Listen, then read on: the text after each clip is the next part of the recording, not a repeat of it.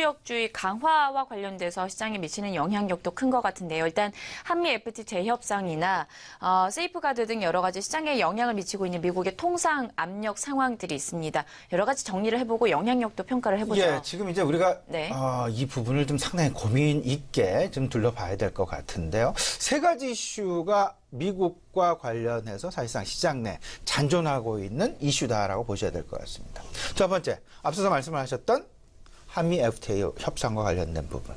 두 번째, 세이프가드 이슈가 또 있죠. 각 업종별로, 뭐 화학업종도 있고요.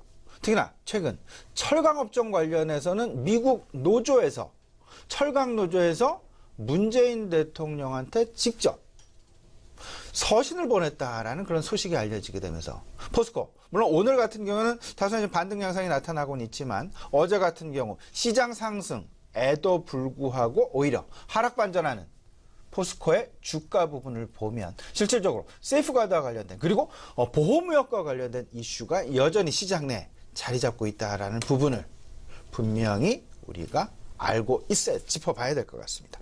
세 번째가 조만간 닥쳐올 지금 시장에서 예상되고 있는 부분은요. 13일이 되겠습니다. 미국 현지 시간으로 환율 조작국 지정 이슈가 다시금 시장 내 재부각될 가능성. 13일 빠르면 미국 시간으로 13일 하반기 환율 보고서 발표를 예정해 놓고 있다라는 부분. 일단 우리나라의 경우 대미 무역 흑자 부분이 상당 부분 지난 상반기보다 줄어들었기에 환율 조작국으로 지정될 가능성은 없다라고 그 전망은 하고 있지만 그리고 나름 안심하고 있는 그런 상황에 접해 있긴 하지만 그래도 여전히 환율 조작국 이슈라는 어떤 그 이벤트는 아직 뚜껑이 열리지 않았다라는 부분. 환율 보고서를 발표한 이후 거기에 포함이 될지 안 될지 이 부분에 대한 확인이 분명히 필요할 것이다라는 부분. 여기에 이제 각 이슈별로 미국과의 이슈별로 생각을 해보면 한미 FTA 여기서 가장 크게 영향을 받는 업종은 뭐냐면 자동차 업종이다라고 보셔야 될 것 같습니다. 자동차 업종, 그다음 현대차, 기아차, 미국에 수출하고 있는 그리고 우리나라 자동차 수출 물량 중에 미국으로의 집중도가 35%가 넘는다라는 점을 고려해 봤을 때 절대 한미 FTA의 재협상 물론 당장 단기간에 끝날 이슈는 분명히 아닙니다. 상당 기간 걸쳐서 진행이 될 그리고 그 결과에 대해서 어느 누구도 지금 이제 뭐 확증할 수는 없겠습니다만은 그래도 여전히 우려감 중에 하나로 시장 내 잔존할 수밖에 없는 이슈일 것이다라는 부분 마음속에 좀 넣어두셔야 될 것 같고요. 세이프가드 문제도 역시 보호무역과 관련해서 철강업종, 화학소재업종 그리고 최근 불거지고 있는 태양광 업종. 태양광 같은 경우 계속되는 어떤 그 눌림목 양상 우리 시청자 여러분 조금 좀 염두에 두셔야 될 것 같고요. 태양광과 관련된 뭐 정부의 탈원전 정책과 관련해서 수혜다라고 이야기를 하고 있는 신재생 에너지 이 중에 가장 중심점에 있는 태양광과 풍력.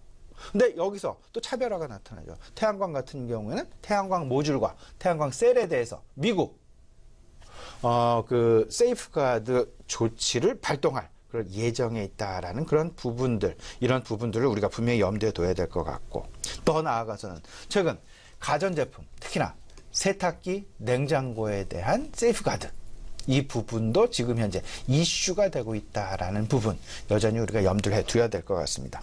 일단 지금 현재 앞서서 한미 FTA 문제 그리고 세이프가드 문제 이 두 가지는 이미 시장 내에 다 알려진 그리고 환율 조작국 이슈도 이미 다 알려진 이벤트이긴 하지만 바로 코앞에 닥쳐 있는 것이 환율 보고서 발표다라는 점을 꼭 생각을 해보시면서요. 여기에 만에 하나 세 가지 이슈가 있습니다. 세 가지 지정 조건이 있죠. 대미 무역 흑자가 연간 기준으로 200억 달러 이상. 그리고 GDP 대비 우리나라 GDP 대비 경상 흑자의 규모가 GDP의 3% 이상. 그리고 GDP 대비해서 2% 이상의 환율, 달러 매수 개입 여부.